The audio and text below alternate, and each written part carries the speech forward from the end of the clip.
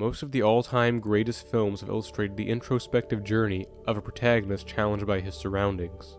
Travis Bickle struggles to deal with his declining mental state due to his past and current environment. Rocky Balboa deals with his self-doubts and low self-esteem due to living his life unappreciated and disrespected. And Alex DeLarge is forced to face the consequences of his past sins that came from his naturally evil persona. We can find a similar journey in the character Ignacio from Nacho Libre.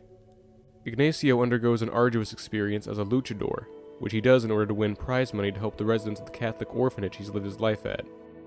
However, while we witness Nacho endure a physical battle against the opponents he faces in his wrestling matches, we also witness the internal battle Ignacio has while maintaining his position as a man of God. From the very beginning of the film, Ignacio is seen to be obsessed with the sport of wrestling and is chastised for this by the priests of the monastery. He visibly dislikes being forced to adopt a lifestyle of a holy man who distances himself from practices deemed sinful, but over time he grows into a man who tries his best to live religiously. In his heart, however, his dreams of becoming a luchador remain, and eventually he decides to use wrestling as a means of gaining money to pay for supplies for the orphans. As he builds a reputation for himself under the alias of Nacho Libre, he finds his dedication to his old lifestyle repeatedly shaken and tested by outside forces. Nacho enlists a wrestling partner named Steven, and this is where things become interesting. Steven declares himself a devout atheist who doesn't believe in divine intervention in anything, much less wrestling. His negative atheistic perspective juxtaposes Nacho's optimistic religious perspective, and as the two men continuously lose their fights and suffer humiliation after humiliation, it seems Steven's point of view is the most pragmatic.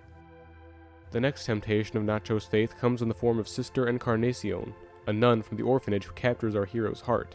The two are of course forbidden from loving each other by rules of the Catholic Church, but Nacho nonetheless tries to bring himself closer to Encarnacion. Most notable in the case of Nacho's struggle to maintain his creed is his underlying envy of famous luchadors like Ramses, who seem to have all the luxuries that people like Nacho are denied.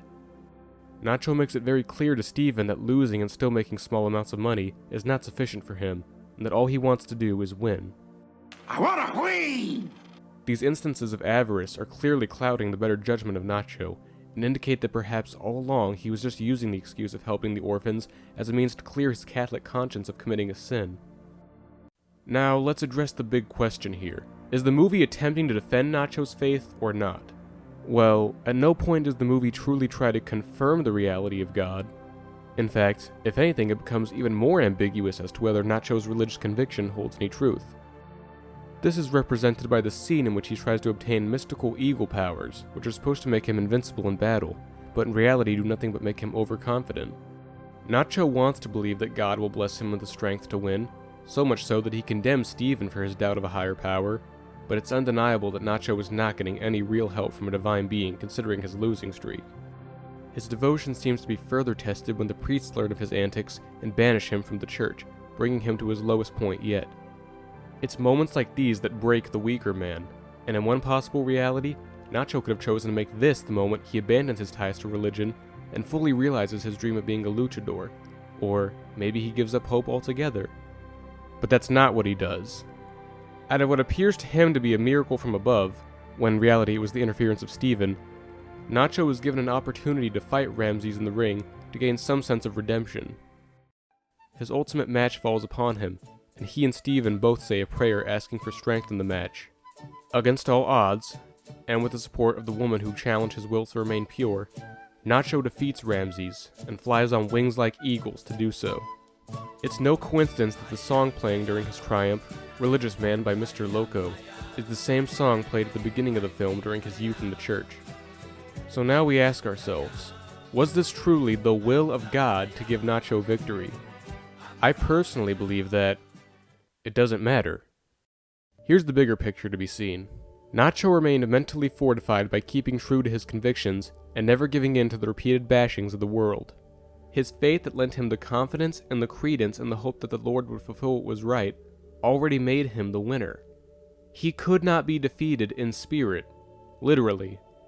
People observe devoted religious believers as nutcases who worship a potentially non-existent figure like mindless cattle. But in Nacho we see the true character of a religious man, a person who lives life through the faith that gives them the strength to follow their own hearts and the trust in good prevailing during hardship.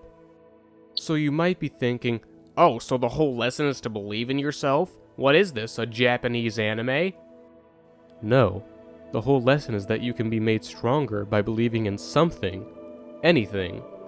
If believing in the power of God gives you the self-assurance to compete against unthinkable odds, then you're already better off than someone like Steven, who has nothing to believe in. But even Steven in the end seems to have faith in something. Not a higher power, not at first at least, but in Nacho. He believes in Nacho's belief in himself, which is based on his belief in the protection of the Lord.